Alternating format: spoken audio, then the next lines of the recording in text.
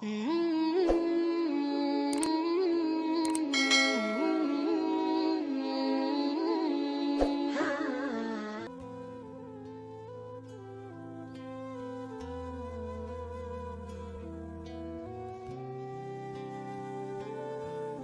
a very touching story. It also shows the love of Allah subhanahu wa ta'ala, the power of Allah subhanahu wa ta'ala.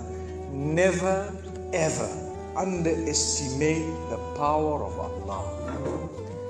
You know, there was a sheikh who mentioned this in Saudi Arabia, and there was a doctor that visited him from Pakistan and told him a story that happened to him. So he says, what happened to me? He says, the doctor who's speaking is a top neurologist, one of the top doctors in Pakistan, or a very, very good doctor, very hard to meet. It's said that perhaps you would have to wait months on end before you can get an appointment to see him. So what happened is, he says, I was flying from one city to another, a very busy man, flying quite often within the country and perhaps even outside. And he says, suddenly the clouds built up. Huge clouds, and the lightning started striking, and it started pouring, and there was lots of turbulence, and one of the engines was struck and it was damaged. So we had to land. And so what happened is, the landing was at a nearby little airport or a little strip and so on. And when they landed there, it was a remote area. How are you going to repair this aircraft? A few people who were on it, it was a small plane, they were, quite surprised because they landed in such a remote place. No one's there to repair it. They would have to wait, definitely. So the doctor asks the captain or the pilot that, how long are you going to be? He says, no, we're going to be quite long. Well, I need to get to that area. Look, he says, it's just a 3-hour drive by vehicle. So why don't you just go by road? And you can go there and get there. He says, okay, good idea, because this is going to take long. So he decides to go on one of the tri-shows, in Pakistan, one of the areas, wherever it was, and he jumped in. And as they started progressing, the clouds built again. And the lightning was striking, and the rain started pouring. And it was pouring so much that their vehicle could not move much more because of the mud and because of everything else. And so it was quite an open area with a bit of farmland. And after a while they realized, look, we're not getting anywhere. There's a little house here. Why don't we just go there? We can read our salah. Perhaps we can, have a bit of a meal or whatever else. And they decided to knock the door. Strange people, strange land, far off, out in the rurals. And so he knocks the door, and he's got his little bag and everything, and he walks in. An old lady happened to answer the door after a while, and they spoke to her saying, look, this is what has happened, and we're going from so and so to so and so, and we just want a place, we want to read salah and so on. And she said, no problem, you can come in. She had a little musalla, a little sajjada, and she had a little baby on the side, or not a baby, but a child. And the child, every little while, she's actually checking on the child, and she's sitting on that musalla, making dua and reading her own salah. These people fulfilled their salah, did whatever they had to, and when they were about to leave, they spoke to the old lady saying, thank you very much, jazakumullah khair, and so on. And we're going, what's happening to this child, So the woman says, look, the child is an orphan.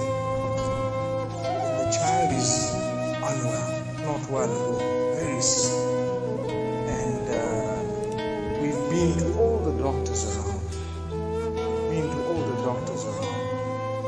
And subhanallah, I am the grandmother of this child. The doctors have told us that there is only one specialist around who can help this child. And we tried to make an appointment, but They asked us to come 6 months later, and it's far away. I've been making dua to Allah ever since that day. Ya Allah, make it easy for us. The child is sick. Make it easy for us, Ya Allah.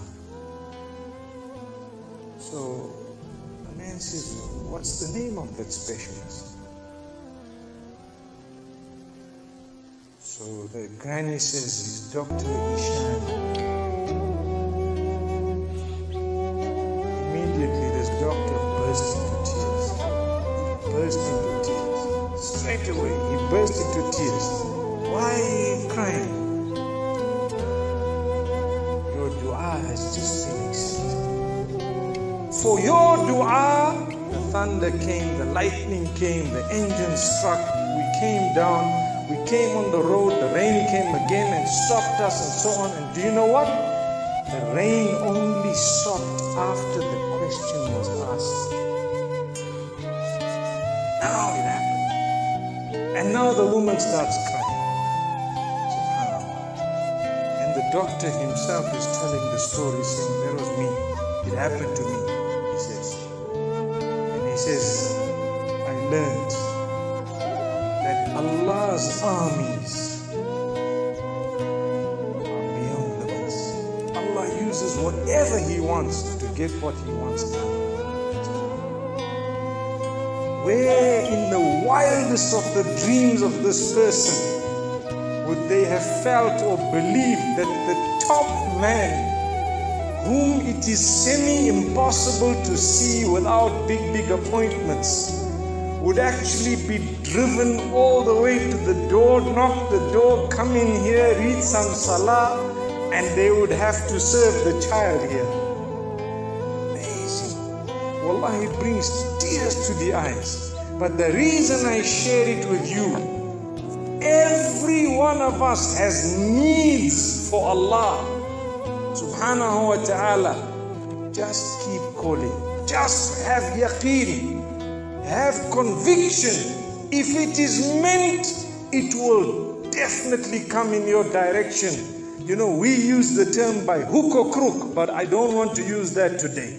I want to tell you, by the mercy and power of Allah subhanahu wa ta'ala, it will happen, it will come to pass. May Allah subhanahu wa ta'ala bless us. May He open our doors. May He grant us all shifa. And may He make us firm believers that for Him nothing is impossible. Wa sallallahu wa sallama wa baraka ala nabina Muhammad.